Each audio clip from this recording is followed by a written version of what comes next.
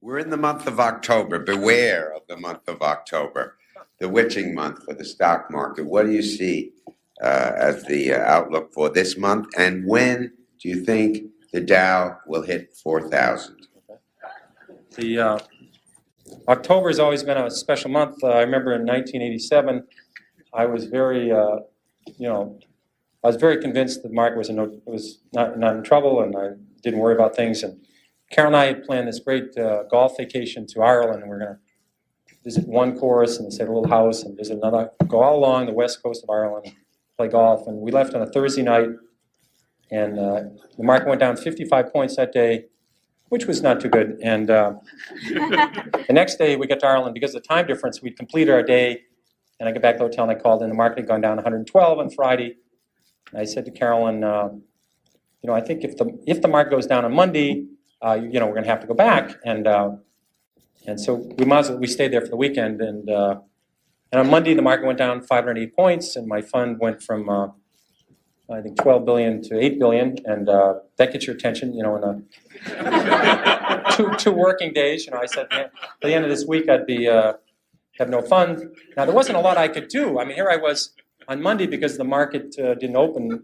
By 12 o'clock, it was in Ireland. It was still 7 o'clock in New York. So we did spend that day, and we played around in golf in the morning, and then we went somewhere and sort of watched the market deteriorate. And I did come back. There wasn't nothing I could do. I mean, just nothing I could do about it. But I think my shareholders, they called up and they said, "Well, what's Lynch doing?"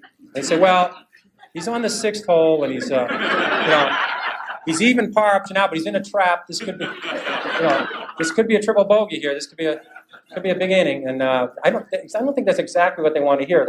So I could do something about this damn thing. So I came back home and suffered with everybody else, and fortunately, I was very consistent. The market went down when I ran Magellan. On 13 years, the market went down 9 times, and every time the market went down, Magellan went down. I was 9 for 9, and because it's very important. This is another one of these numbers you ought to write down. If you put $1,000 in a stock, all you can lose is 1,000.